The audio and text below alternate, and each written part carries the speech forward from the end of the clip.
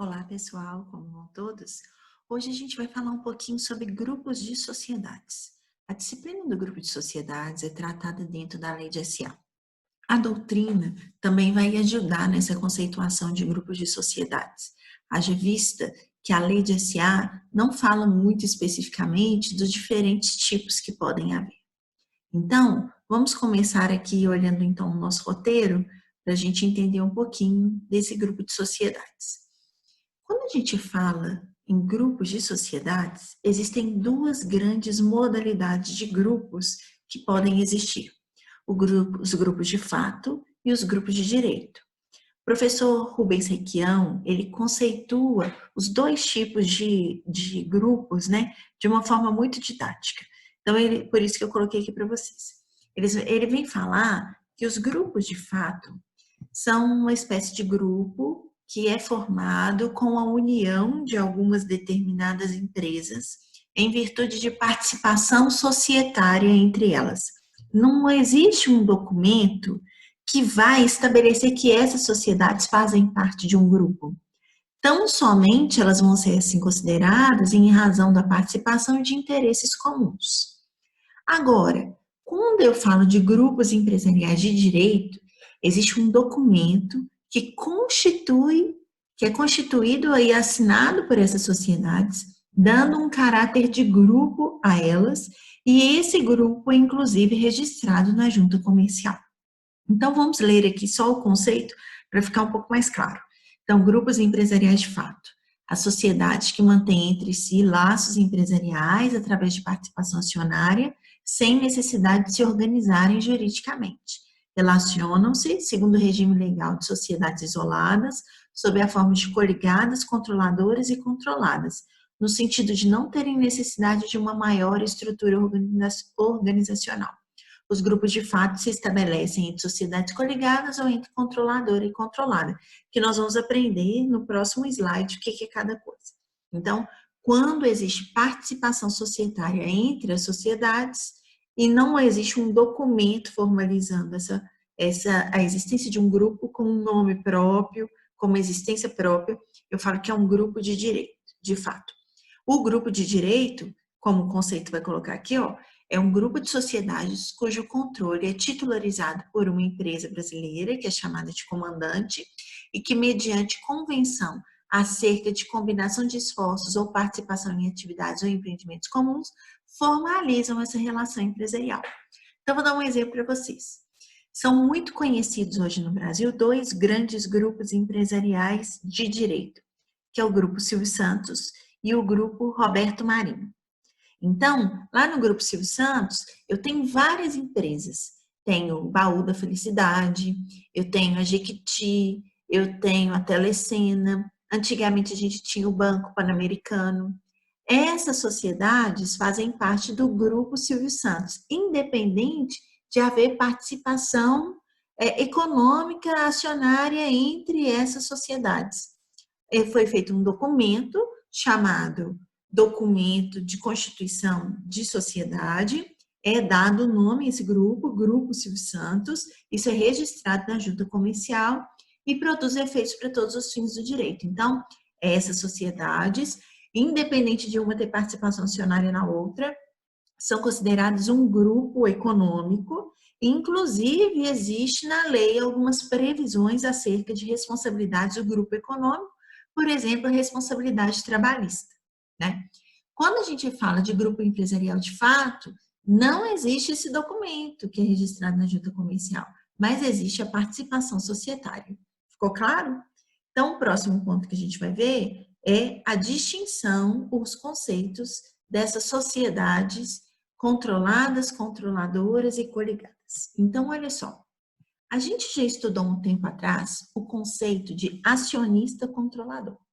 Então, nós vimos que o acionista controlador é aquele que detém uma participação tal em uma sociedade que lhe permite exercer o controle, ou seja, determinar a eleição de administradores, determinar a condução dos negócios da sociedade, porque ele tem uma participação e direito de voto que lhe assegura uma preponderância nas suas decisões com relação aos demais. O conceito de sociedade controladora vem daí. A sociedade controladora é uma sociedade que possui participação acionária em outra e que lhe garante a posição de acionista controlador. Então, eu tenho de um lado a sociedade controladora, que é aquela que é acionista controlador de outra, que é a chamada controlada. Então, quando eu tenho sociedade controladora e controlada, eu tenho uma sociedade, ao invés de eu ter um acionista, pessoa física, que é o acionista controlador, eu tenho uma sociedade que faz o papel de acionista controlador. Então, ela adquire ações de outra companhia e passa a ser controladora dela. Então, o artigo 243, no seu parágrafo 2º, é que vai conceituar essa sociedade controladora. Então, ele vai colocar aí, ó, considera-se sociedade controlada, sociedade na qual a controladora, diretamente ou através de outras controladas, é titular de direitos de sócio que lhe assegurem de modo permanente preponderância nas deliberações sociais e o poder de eleger a maioria dos administradores. Então, é uma sociedade que exerce a posição de acionista controlador sobre outra. Então, é muito tranquilo, não é isso? Então, quando eu tenho uma sociedade controladora e tenho uma sociedade controlada, mesmo que não exista um documento especificando isso, elas são consideradas um grupo de sociedades de fato. Por quê? Porque elas estão ligadas por um interesse comum, né? A sociedade controladora, ela quer que a controlada gere lucros, então ela vai interferir de forma a aumentar a lucratividade. Então, por isso que elas trabalham juntas, na realidade. Então, por isso elas são consideradas um grupo.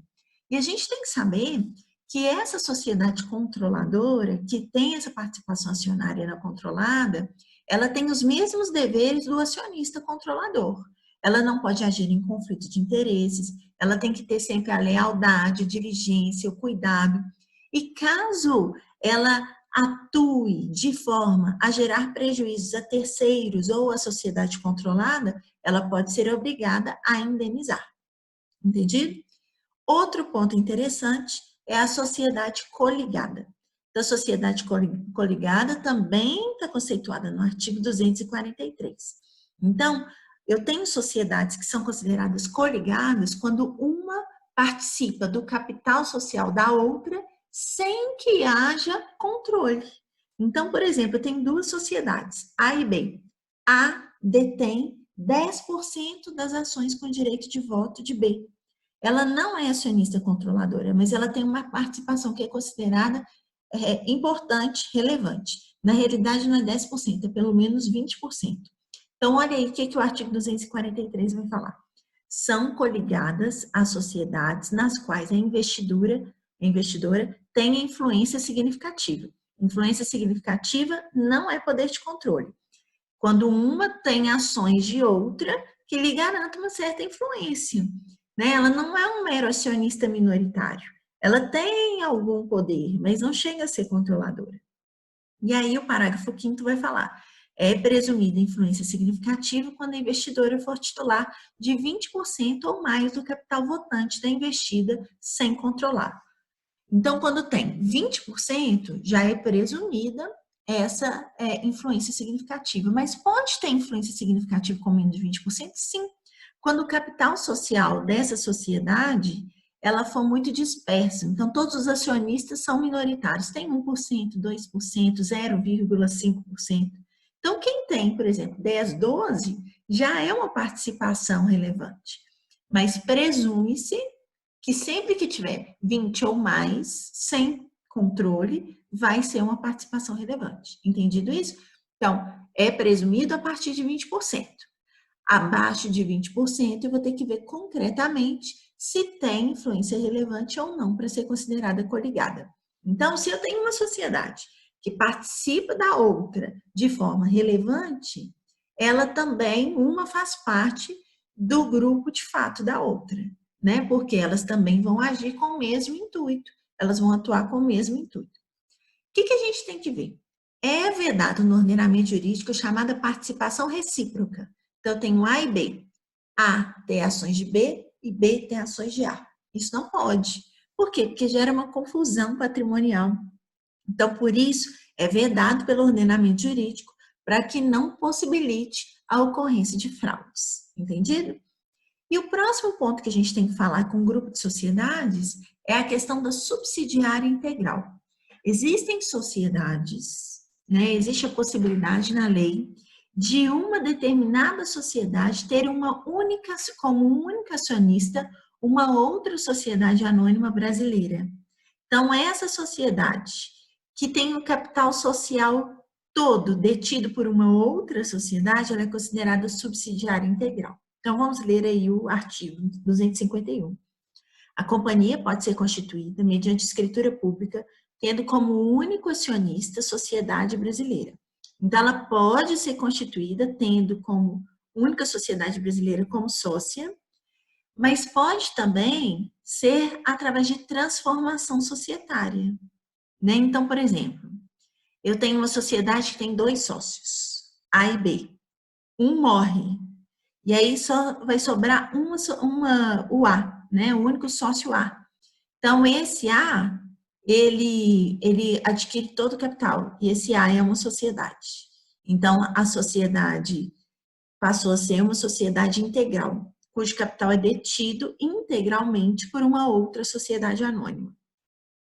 Parágrafo 1º. A sociedade que subscrever em bens o capital de subsidiária integral deverá aprovar o laudo de avaliação, respondendo na forma do artigo 6º, 8º, 10º, seu parágrafo único, ou seja, mesmo que o capital social seja integralizado apenas por uma outra sociedade, se forem bens, tem que ser feita avaliação, vocês lembram? Por perito ou empresa especializada. Para quê? Para que não haja fraude com relação a terceiros. Que quando eu crio uma subsidiária integral, vocês vão pensar assim, Fernanda, para quê? Eu tenho uma determinada sociedade A, aí ela constitui uma sociedade B e ela é titular de todo o capital. Para que isso? Geralmente, isso é feito para criar um centro de responsabilidade autônomo, ou seja, uma outra sociedade, uma outra pessoa para dividir as obrigações. Então, por exemplo, a tributação. Eu posso fazer um cálculo e falar o seguinte, olha, se eu for tributar todos os meus ganhos numa sociedade só, eu vou pagar muito mais imposto do que se eu dividir o ganho entre 2 sociedades. Porque eu posso me aproveitar de alíquotas privilegiadas, né, de alguns benefícios. Então, por exemplo, eu crio essa segunda, ela pode ser uma microempresa, uma empresa de pequeno porte, e aí ela vai ser tributada de uma forma mais benéfica. Então, na hora que eu divido o lucro entre as duas, as movimentações entre as duas, eu vou conseguir benefícios fiscais. Então, isso é muito usado. Então, esse é o objetivo, criar um centro de responsabilidade autônomo, e normalmente isso é feito como uma forma de planejamento tributário e empresarial da forma mais diversa. Parágrafo 2º. A companhia pode ser convertida em subsidiária integral mediante aquisição por sociedade brasileira de todas as suas ações. Então, é outro exemplo que eu falei com vocês. Então, a gente fala que a subsidiária integral, ela pode ser formada de forma originária, ou seja, já nascer como uma subsidiária integral, ou derivada, ou seja, ela vai ser convertida em uma sociedade subsidiária integral com a aquisição posterior. Então, eu tinha 2 sócios, por exemplo, esses 2 sócios venderam a sua participação para uma outra sociedade que adquiriu tudo. Então, nesse caso, eu tenho uma forma de constituição derivada. Então, entendemos aqui, ó. Então, os grupos, de fato, são aqueles formados entre sociedades controladoras, controladas e coligadas, e a subsidiária integral. Então, sociedades controladas, controladoras, coligadas e a subsidiária integral são presumidamente do mesmo grupo, uma sociedade das outras. Agora, o grupo de direito, eu tenho sociedades que não necessariamente têm essa ligação entre si, mas que isso é feito através de um instrumento, através de um documento jurídico, né? Como eu dei exemplo para vocês do grupo do Silvio Santos e o grupo Roberto Marinho, entendido? E aí, quando a gente fala então desse grupo de sociedades, da união para um empreendimento comum, essa união ela pode ser temporária ou ela pode ser por prazo indeterminado. Então, normalmente, esse grupo formado entre controladora, controlada, coligada e subsidiária integral são por prazo indeterminado. Da mesma forma, os grupos de direito são grupos estipulados por prazo indeterminado. Agora, existe a possibilidade de se criar um grupo de sociedades para uma determinada finalidade, para um determinado tempo. E esse é o chamado consórcio de sociedades. Isso aqui eu coloquei as disposições, depois a gente volta. Então, o consórcio de sociedades é a união de uma determinada sociedade com outra, que não necessariamente vai ter participação uma da outra, mas que eles vão se unir para aquele determinado empreendimento. Então, por exemplo, o governo de Minas Gerais lançou uma licitação para a construção de uma estrada imensa, por exemplo, para a duplicação ali da 381. Uma sociedade construtora sozinha não acha que possui capacidade técnica de mão de obra, de ferramentas, de instrumentos, para poder construir essa estrada sozinha. Por exemplo, 300 quilômetros de estrada num tempo X que é determinado no contrato. Então, ela pode combinar com outras sociedades. Olha, vamos participar em conjunto dessa licitação? Então, eu vou pegar lá, por exemplo, 5 construtoras, elas vão fazer um grupo, vão fazer um consórcio, e esse consórcio vai competir na licitação. Então, eu vou falar, ó, a sociedade A, B, C, D, E, elas vão construir juntos, é um consórcio, para construir essa determinada estrada. Se elas ganham a licitação, a contratação do poder público é para com esse consórcio. Ele vai ser constituído formalmente por essas sociedades, vai ser registrado um documento acerca desse consórcio, só que essa união dessa sociedade só vai existir para esse empreendimento. Então, por exemplo, saiu uma nova licitação, um pode competir com o outro? Claro que vai poder, mas com relação a esse empreendimento, eles vão fazer juntos. E eles normalmente vão escolher quem vai ser o administrador do consórcio, como vai ser dividido o trabalho entre eles, como vai ser dividido o ganho entre eles, como vai ser divididas as responsabilidades entre eles. Isso eles vão determinar nesse instrumento que é o documento do consórcio. Então, vamos ler um pouquinho aqui os artigos, vocês vão me entender melhor. Então, ó, 278. As companhias e quaisquer outras sociedades, ou seja, não necessariamente sociedades anônimas, sob o mesmo controle ou não, ou seja, não precisa ter ligação nenhuma sociedade com outra, podem constituir consórcio para executar determinado empreendimento, observado o disposto nesse capítulo. Então, olha só, para determinado empreendimento. O consórcio não tem personalidade jurídica e as consorciadas somente se obrigam nas condições previstas no respectivo contrato, respondendo cada um por suas obrigações sem presunção de solidariedade. Então, por exemplo, a sociedade A, B, C e D fizeram lá o consórcio para poder construir a tal estrada que eu falei para vocês. A sociedade A assumiu 40%, a B 10%, e as outras 40, 10, 25 cada uma. Então, eu não vou presumir solidariedade. Se tiver algum prejuízo, cada uma vai responder na medida da sua participação, que é estipulada nesse contrato de consórcio. Entendido? A falência de uma consorciada não se estende a demais, por quê? Porque são pessoas jurídicas diferentes. Ó, eu li errado, gente. O consórcio não tem personalidade jurídica, ou seja, não tem uma personalidade jurídica distinta dos seus sócios, apenas é criada para essa finalidade, é um documento que estipula direitos e obrigações, e as consorciadas somente se obrigam nas condições previstas no respectivo contrato. Já tinha falado. A falência de uma consorciada não se estende a demais, subsistindo o consórcio com as outras contratantes. Os créditos que porventura tiver a falida serão apurados e pagos na forma prevista no contrato de consórcio. Então, são 4. Uma faliu, não necessariamente as outras vão falir, porque elas estão unidas apenas com relação àquele empreendimento. Não é uma união de forças para a atividade empresarial de forma geral, como acontece no grupo de sociedades, de fato ou de direito, né? Então, por isso existe essa regra diferente. Na lei de SA, de falência, havendo a falência de alguém do grupo econômico, dependendo do caso, pode se estender aos demais, mas é um caso assim mais específico.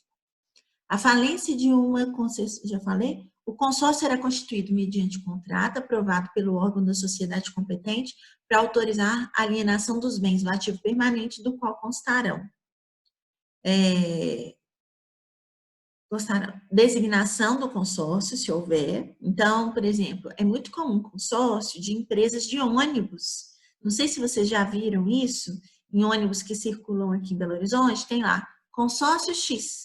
Então, às vezes eu tenho uma empresa de uma aviação de ônibus que eu tenho 5 ônibus, o outro tem mais 5, o outro tem mais 10. A gente precisa de 100 para fazer determinada linha. Então, a gente se une e compete junto na licitação.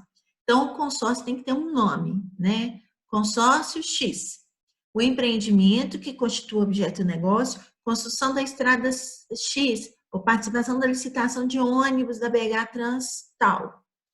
Duração, endereço e foro, definição das obrigações e responsabilidades de cada consorciada, normas sobre recebimento de receitas e partilha de resultado, normas da administração do consórcio, contabilização, responsabilidade da representação das sociedades consorciadas e taxas de administração, se houver, forma de deliberação sobre assuntos de interesse comum, contribuição de cada sócio para as despesas comuns. Normalmente, esse contrato vai ser registrado no registro de comércio, na junta comercial, e podem ser contratadas pessoas para trabalhar na administração desse consórcio. Então, por exemplo, eu posso ter funcionários do consórcio. Então, uma secretária do consórcio, um contador do consórcio, né? Não tem problema. E pode ser escolhida entre as sociedades que fazem parte desse consórcio, aquela sociedade que vai ser considerada a administradora ou pessoa que vai ser administradora. Entendida a questão do consórcio? E aí, só para a gente terminar, com relação ao grupo de sociedades, a lei, ela também vai falar um pouquinho do grupo de sociedades, ela vai colocar aqui, ó, que a sociedade controladora e suas controladas podem constituir, nos termos deste capítulo, grupo de sociedades mediante convenção, pela qual se obriguem a combinar recursos ou esforços para a realização dos respectivos objetos, a participar de atividades ou empreendimentos comuns. Então, nesse caso que eu falei para vocês, ele é indeterminado, é para o exercício da atividade empresarial de forma geral, e não para um empreendimento específico, como é o consórcio. Então, depois eu peço para vocês que leiam, então, os artigos 265 a 269, que vão falar especificamente do grupo de sociedades. E esse grupo de sociedades, então, que é tratado aqui na lei de SA, é o grupo de sociedades de direito, que é aquele que é registrado. Mas o registro, ele não é obrigatório. Por quê? Porque existe a possibilidade de ter um grupo de fato, que não é registrado. Então, no grupo de sociedades de direito, eu não preciso ter participação acionária recíproca. Não preciso ter participação acionária, desculpa, recíproca não.